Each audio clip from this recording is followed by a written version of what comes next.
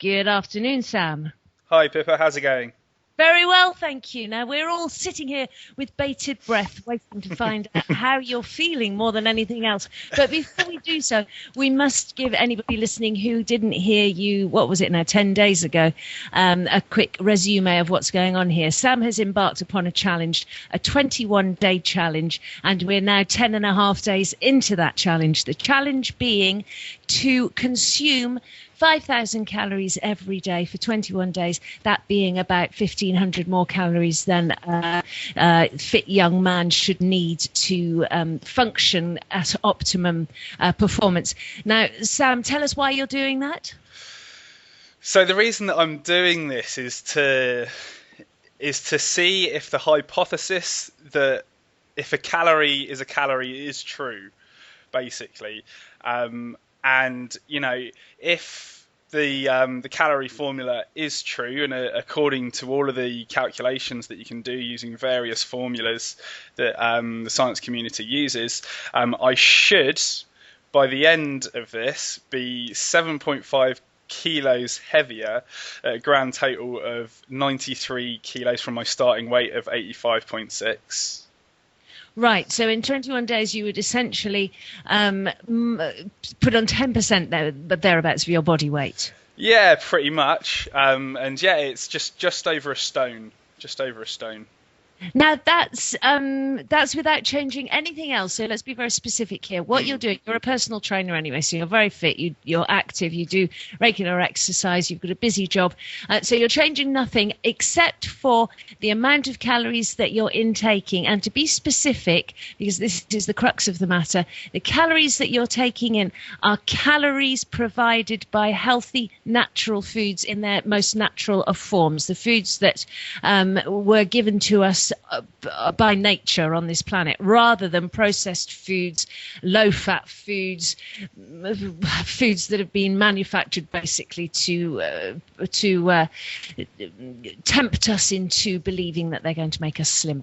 Precisely. So my diet consists of 5,794 calories, and so my breakfast is smoked salmon and scrambled eggs with some green beans. Then I have a snack of walnuts, and then my lunch is mackerel in green beans as well. And then my snack in the afternoon that I'm currently eating actually is 150 grams of pecans. That's 1,000 calories right there. Don't talk mackerel, Sam. Yeah, sorry, Pippa, sorry. And then my dinner is 400 grams of topside beef, again with some green beans. And then I finish off the day with another 150 grams of almonds, which is just shy of another 1,000 calories. And you're quite right in saying that, all of these foods are as nature intended. Well, perhaps not the smoked salmon. Yeah, maybe not the smoke. So that's got some smoking in it, and it is sugar-free for anybody that looks at the labels of value smoked salmon, which does have sugar in it. Anybody who wants to be particularly pedantic about this? Yes, correct. So we're talking here essentially protein in the form of fish and meats, protein in the form of nuts, green beans. Why so many green beans? The green beans are just to keep it simple. But could you give yourself a bit more variety? I could, but for this experiment in particular, I want to keep the variables to a minimum. So if I just have the green beans, then there's no messing. It keeps it more simple for myself as well. If I try and overcomplicate things, then it just gets out of hand. So I just do the same thing every single day, just to keep the variables down to a minimum. Now, Sam, 5,700 calories, and as you've described what you're eating to us there, to the listener, that would sound as though it's not well, in fact, it sounds like an incredibly healthy, nutritional menu to be eating each day, and certainly one wouldn't imagine that it's very, very high in calories. So can you give us an idea of, not wanting to put you on the spot or anything, but give us an idea of what would be the equivalent in junk food that people, and when I'm talking about junk food, obviously I'm not talking about specifically McDonald's, but the kind of foods that somebody who's perhaps not quite so nutrition conscious would eat. I mean, that would be a huge amount of food to be able to fill up with 6,000 calories, wouldn't it? Yeah, absolutely. You're still looking at three fast food meals. That being a large fizzy drink, large fries, and a double cheeseburger of some sort. And probably on some of those as well, along with a dessert of that being an apple pie or some sort of ice cream dessert as well. This is a really large volume of food. I mean, so really, essentially, really if we want to picture this, let's picture you eating 3 times a day hamburger and chips, or the equivalent of, with a pudding, with a fizzy drink. In anybody's language, that would equate to somebody who's inevitably going to be gaining weight. Yeah, undoubtedly. But what I'm getting from this experiment so far, 10.5 days in, is that I haven't actually gained as much weight as the calorie formula said I should, and I'm actually thinking about doing a 21-day follow-up experiment in terms of doing this, having exactly the same amount of calories, 5,794, with high sugar processed foods, and seeing if my body reacts the same. Now, that's interesting. Right. Now, before we go on to that, and we will do in a second, but just let's get a synopsis of how you've been. You're 10.5 days into eating essentially 50% as much food as you're used to eating on a daily basis. How does it make you feel? Full. Very full. But, I feel great. My energy levels are really, really good. And my cognition clarity it feels higher than normal. Really? In fact. Yeah, I really feel sort of, on top of the world, and my work rate actually is a lot higher. But I mean, after you've eaten a meal, you are physically, we know from the old, well, it's not a myth at all, but it's a fact that a typical sort of Sunday lunch, as the English like to eat it, inevitably somebody likes to go and have a snooze on the sofa afterwards, and that's because of so much energy that your body takes in actually digesting all of those different foods that you put into your system, that actually it saps your energy. But you're not finding the same with that amount of food when it's healthy food. No, that's correct. Usually, on a Sunday after a roast, I'll be induced into a food coma like the next person. But from this experiment, and the macronutrient ratios that I'm having seem to not really have too much of an effect in terms of my energy levels after the meal. I seem to be quite all right.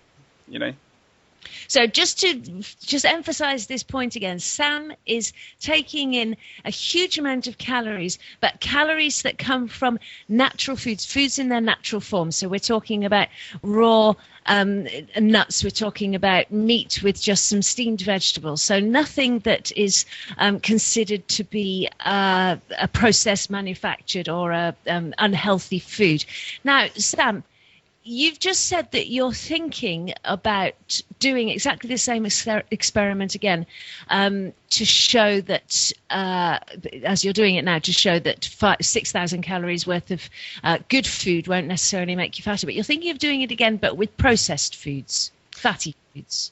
Yeah, correct. And I just want to pick up on something that you just said there, Pippa. But with the processed food that I'm going to be eating, it's actually higher in sugar. So the food that I'm eating here is actually higher in fat, and that being natural fat, either monounsaturated fat, some polyunsaturated fat, like minimal amount, and saturated fat as well. Now, your listeners might be a little bit scared from that, but from the data that I'm collecting here, it appears not to be making me put on weight. And my hypothesis is, if I was to do this with high sugar, a high refined sugar food, let me clarify that, I would, in my estimations, would probably put on weight.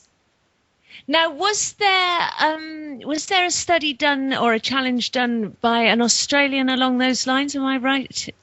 Yeah, there was a personal trainer a while back who did a similar thing. I mean, I think his name was Jeff, and his thinking was that he wanted to actually find out what it was like to be overweight and then obese as well. So he actually did gorge himself on processed food as well. And he had a fascinating journey from going from a fit guy to an overweight person, and then making that journey back to where he started being that fit guy. And he found that sort of, he became addicted to sugary foods, and he found it really, really tough to give it up, and to gain back his health was even harder than before.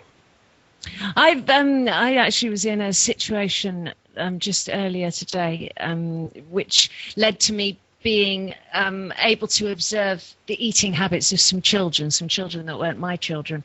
And you know what? It really, these children were, from the minute that they got up, they were fed sweet, sugary cereals, biscuits, sweetened drinks, ice creams. And, Sam, it really, and the kids, certainly are, their girths are a little bit larger than they should be. And one of these children is 6 years old. And it made me so sad. And at one point I saw this little girl actually go to the drawer where all the biscuits and cakes and so on are kept, and she was sneaking them. She didn't realise that I could see her, and she had her head in the drawer, and her hands in the drawer, taking them out of the packet and putting them into her mouth while her head was in the drawer. 6 years old. She had a food addiction, 6 years old, and it made me want to cry. And it made me have to really just walk away and tie my hands behind my back, because I wanted to go and say to the parents, can't you see what you're doing? You're setting this child up for a life of just complete battle with weight and subsequent misery. And I mean, to be obese must be a horrendous, awful place to be, to battle with something that should be such a joy to us, food.